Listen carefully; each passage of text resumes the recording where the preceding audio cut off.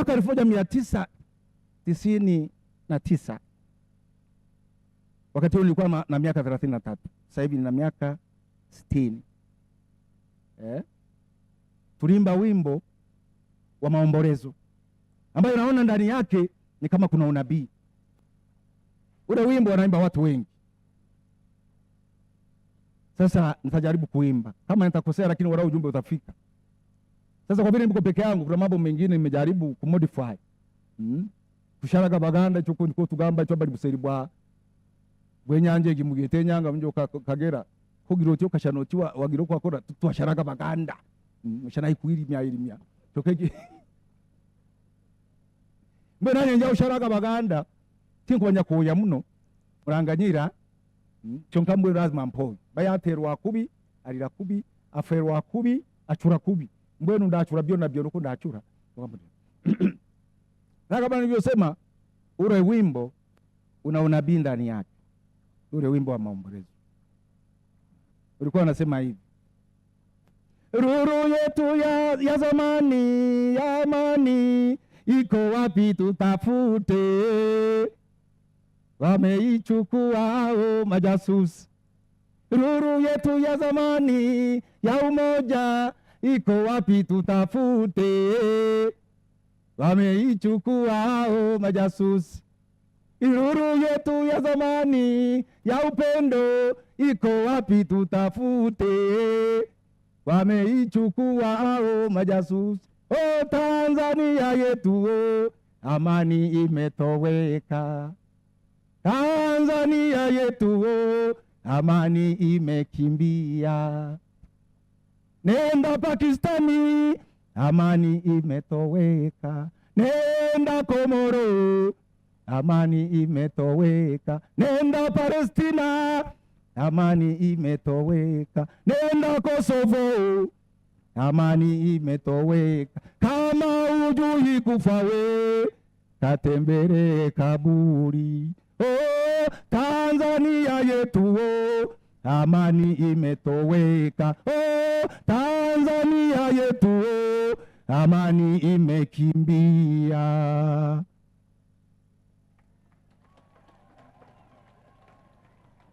Sasa kwa nini tuliimba hivyo? Maana yake baba wetu wa taifa tulikuwa tunamuona kama muhimili uliokuwa unalifanya taifa liwe na amani, muhimili uliokuwa tunatuunganisha na kadhalika. Sasa amekufa, haina maana kwamba amekufa ya gendane ebye. Hapana, ina maana na sisi kama katikati hatukuweza kufanya jitihada za kubaki mihimili kwa mfano wake. Sasa tujioji, tuwe na ujasiri kama Mtakatifu Yohana Maria Mzee wa kusimamia ukweli, kupenda ukweli, tukautafuta, tukaupenda, tukauishi, tukaufundisha, tukautetea hata ikibidi kufa. Hapa tutakuwa tunafanya nini? Tunamuenzi Mwalimu Nyerere.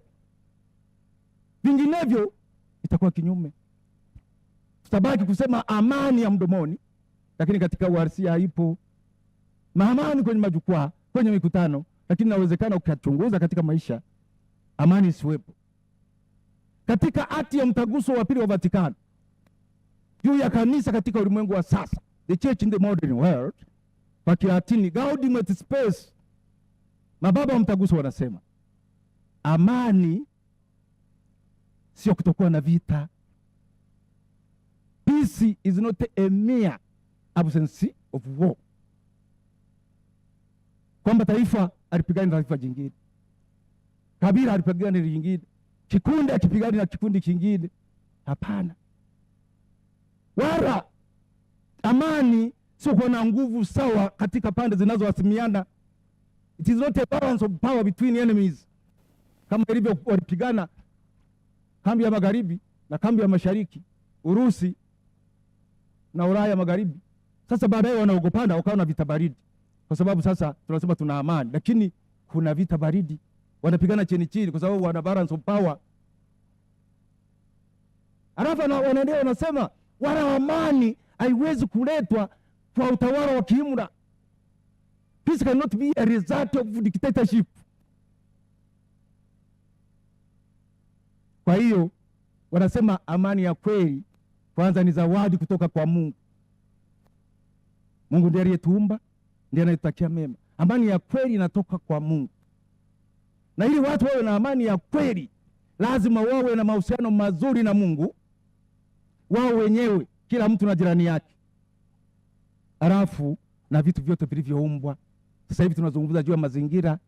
Huwezi kusema kwa vile sipigani vita, kwa vile nina mke wangu tunapendana, lakini ukachoma mbuga umuntu rayoge muriro nguruga kyaka ngo bakerwa ino mbono ko ngiro mukono omukoro goko kya ebigusha ukoke misiri y'abantu embuzi enjoko tagamero buka viumbe hanwai ngwango hagiro mukono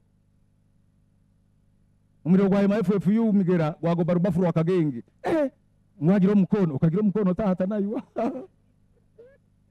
alafu baadaye mvua zikikosekana utasema una amani wakati haushibi. Kwa hiyo amani, anasema lazima ijenge uhusiano mwema na Mungu, binadamu wenzako na jirani. Kwa hiyo ndugu zangu wote, mwe wa Katoliki, wakubwa kwa wadogo, kama hatumtumikii Mungu, kama hatushiki amri ya Mungu, hatuwezi kuwa na amani. Na Mungu amani anayoitoa haitoi katika staili yetu ya kufikiri kwamba utakuwa na amani kwa kuwanyamazisha watu, au utatafuta amani bila kuwa tayari kuitengeneza wewe mwenyewe. Unaisema mdomoni, lakini katika uhalisia huitengenezi. Alafu wanamaliza kwa kusema kwamba peace is an enterprise of justice. Enterprise ni shughuli, ni kama una biashara unaishughulikia. Amani huwa haidumu, ina vishawishi vingi.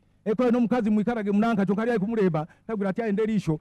Kwa hiyo hauna amani, lazima kila mara awe macho ni enterprise no shanario aikulima no shanario mbiashara no korere kintu kino kitagaitira kakikarao. Amani lazima tuitafute, lazima afanye juhudi ili kusudi tufanye nini, tuweze kuwa na amani.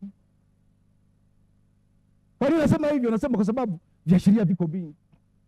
Huwezi kusema tuna amani wakati tofauti ya kipato inazidi kuongezeka, watu wanazidi kuwa maskini, wengine wanakuwa matajiri.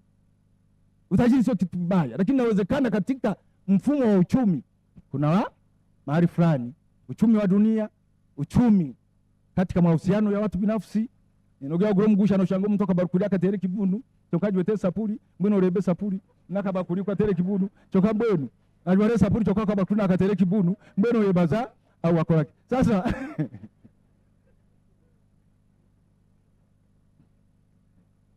sasa lazima tujiulize, kama tunatajirika, wale wanaokuwa maskini kwa nini? Tujenge hoja ya msingi, kwa sababu siku ya mwisho wa siku tutaulizwa mbele ya Mungu. Tuweze kuwa na amani wakati hifadhi ya jamii imeporomoka, malezi ya watoto, taifa la kesho litakuwaje kama tuwaelei vizuri? Ndoa za mitaara, wewe kufunga ndoa, watoto wako watajifunza wapi? Tunarithishana bebana taraka, watu wanabebana taraka.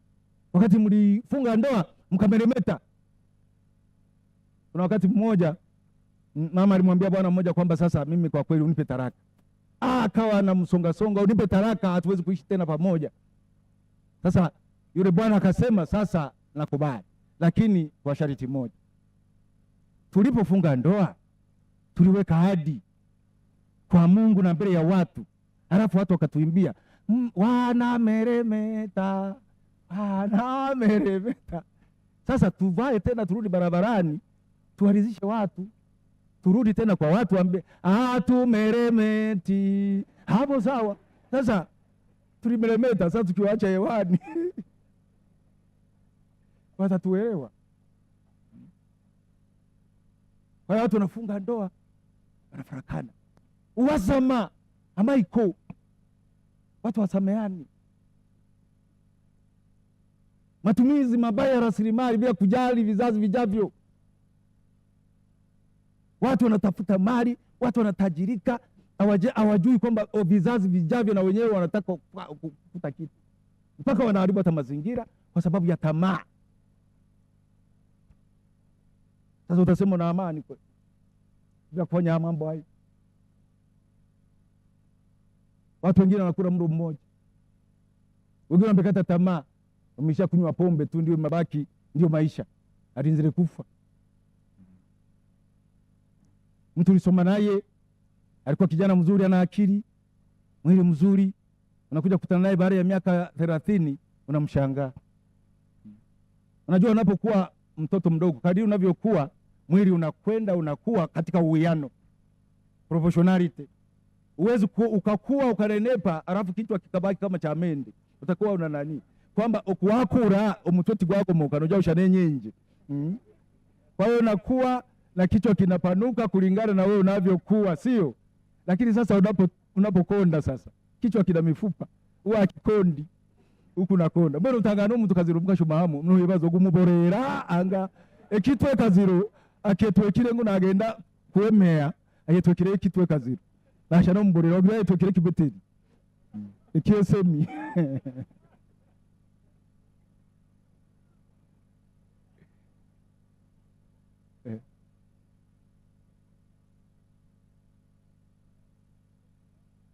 Alafu useme una amani, inji ina amani, sawa ina amani, hakuna vita, lakini wewe una amani wakati kichwa ndio mashine yako. Wanasema binadamu mambo mengi anayoyafanya kimsingi anaangalia kwa yale ambayo Mungu alishaumba, sio? Aliyetengeneza ndege ili aende haraka alitazamia wapi? Kuna ndege Ulaya, sio? Ile ndege kubwa ile inayotua sijui Precision sijui nini, Bombardier. Aliangalia kwa nini? Kwa ndege wa kawaida akanyonyi. Aliyetengeneza mtumbwi au meli aliangalia wapi? Kwenye samaki. Aliyetengeneza prize magaru aliangalia wapi? Mamba. Prize banshambi. Nobono kwe kukwata nkeshambi no mtukuze nkeshambi. Wanawe karangi kwenye mdomo alitazamia wapi? Kuna mdudu fulani wanamuita barikununu, ndio panapoangalia mweko kurebota nobona barikununu barikununu eliao barikununu ndije eliarinya barikununu zonka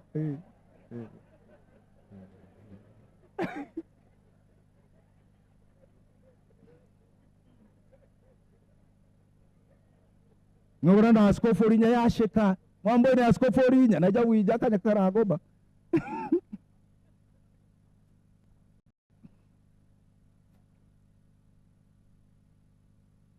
Kwa hiyo huwezi kuwa na amani wakati mambo mengine hayaendi. Hatuwezi kusema tuna amani wakati watu wanapotea na kupotezwa, alafu hatujui wanaenda wapi. Sasa amani, hatuna vita, lakini mtu ambaye mume wake amepotea hajajua ameenda wapi, atakuwa na amani kweli? Kwa sababu Tanzania hatuna vita. Hauwezi. Watu wengine hawana amani. Mimi ni shuhuda. Watu ambao tuna alama za pekee katika mwili hatuishi kwa amani. Huwezi kujua mganga wa kienyeji za mwili anamhitaji nani. Mimi nina masikio makubwa. Inawezekana uchaguzi wa mwaka huu wanahitaji mwenye masikio makubwa. Kwa hiyo nakaa na wasiwasi. Nanyi mrashe kampora, bajaba bono kwenensha nani? Bajaba bono kwenensha nani? Bajaba kubaga bayi mbwenu. Bayetagoensha nani? Ababe mpara kayo gambeki. Tuko hatarini. Utakuwaje na amani katika mazingira ya namna hiyo?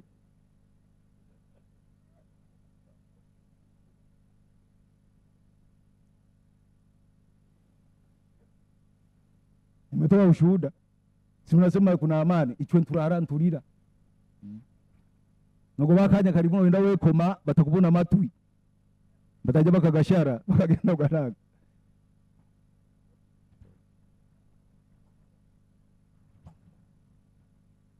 Kwa hiyo lazima tujitose, lazima tujitoe.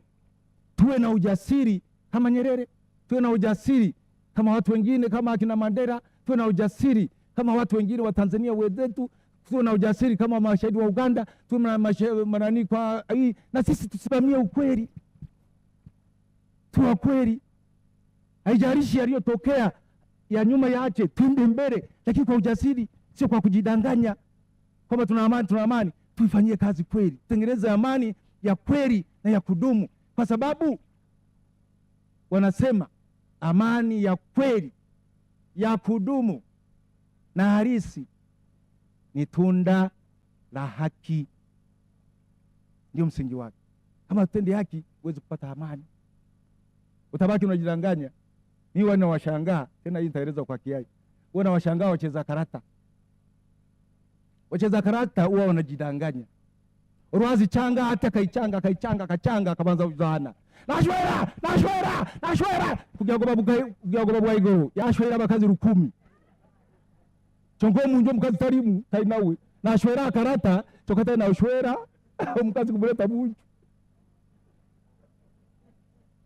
Tuna amani, tudumisha amani, lakini amani inawezekana isiwepo.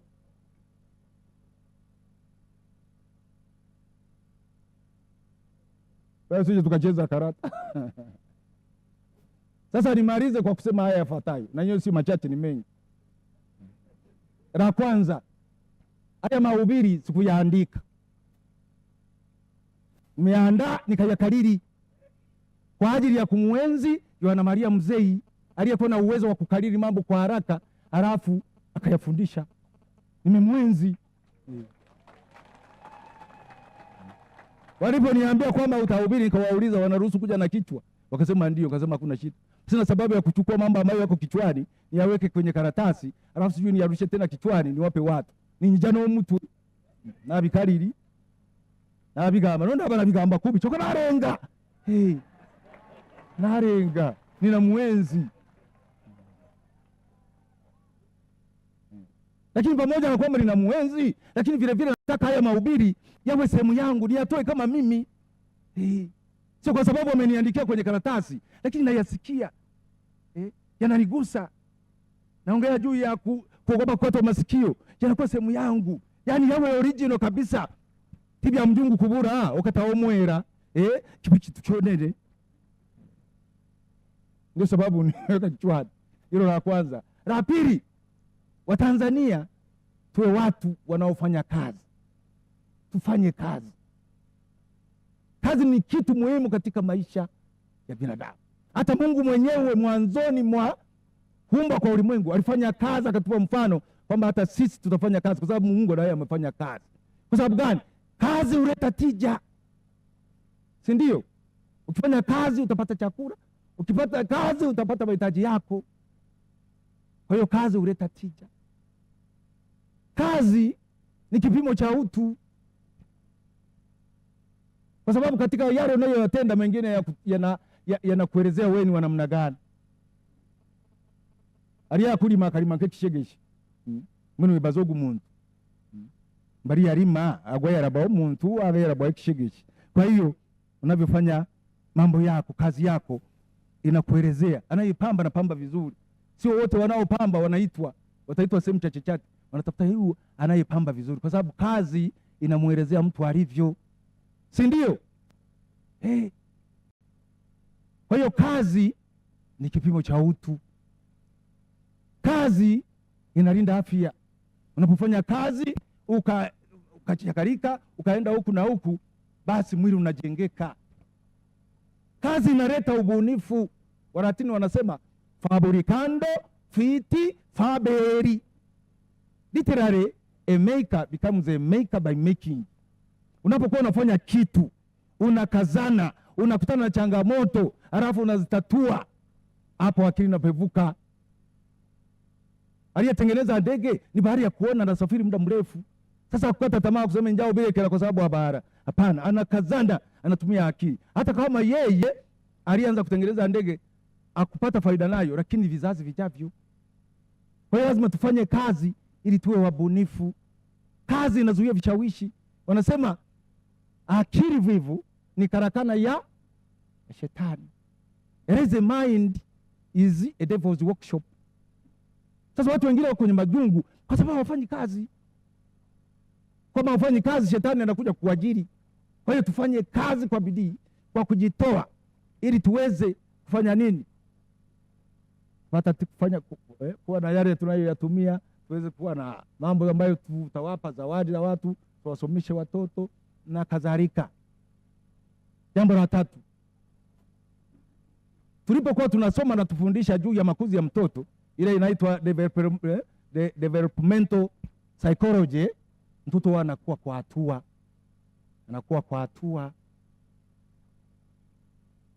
na zile hatua wanasema ingekuwa vizuri hizi hatua zipitie. Siku hizi kama unaanzisha shule ya watoto wadogo, awali watakwambia uwe na bembea, kwa sababu watoto wanapokuwa wadogo wanahitaji kucheza. Sasa sisi enzi zetu hakukuwa na bembea. Inawezekana kuna hatua tuliruka, na wanasema ukiruka hiyo hatua unaweza ukairudia ukiwa mzee. Sasa wanasema nature does not allow jumps. Kwa Kilatini wanasema natura abhorret saltus, hairuhusu miruko. Kwa hiyo kana mtoto mdogo alafu alii wakati ni mdogo, sio kasema katoto kangu ni kataratibu, wao akali ngoja atakapokuwa na familia. Wakianza kuwa wakikosa chakula watoto wakaanza kulia na yeye analia. Sasa wewe umeona wengine sasa ukilia unaleta chakula, jikaze kama mwanamume. Sisi tulipokuwa wadogo, kama mtu angekuonea akakupiga ukaenda unalia kwa mzazi, utafute namna ya kulia. Unaweza ukafika akakuongezea vibao.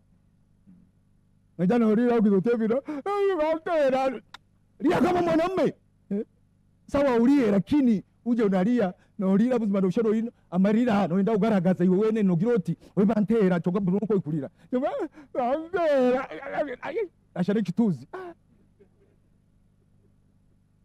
ya kama mwanaume. Kwa hiyo Watanzania inawezekana wengine hatukucheza bembea. Sasa wakati umefika wa kurudia. Unasema sogeze karibu ili usikie. Kwa hiyo inawezekana hatukucheza bembea. Matokeo sasa tunaanza kuchezea amani tukiwa wazee. Si makosa yetu.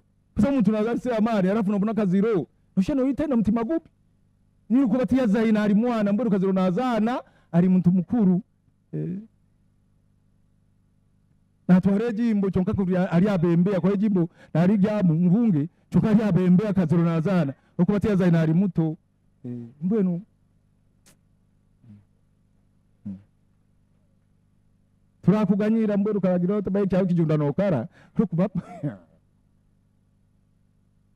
la mwisho la 4 tutoke hapa tumeazimia hija uwe inaambatana na maazimio. Unatoka hapa umeazimia nini? Tunasali, lakini tunapokwenda tunaenda kuishi yale tunayo yasali. Uko hapa unaomba upendo kwenye familia, lakini upendo utauonyesha hapa. Kwa mkaza anataka kutera busu mbwenu unajao kuterera omisa mbwenu awashaba engonzi mbwenu ko nagenda omukyaro nko kanya ko kutera mushaja wawe ebusu wawe kama pendo. Hayo ndio maazimio. Choka mbwenu ushabe engonzi no go muka kibisi abeza ida yari mwatusire kaziro na ndogwe ina mbwenu upendo utakuwaje? Tutoke kwa maazimio. Manyana raisa manyana gufaza nshabande kele lao mtaka kuja nkatenge naka akataka imukire. Tumsifu Yesu Kristo. Tumsifu Yesu Kristo. Mwikarege.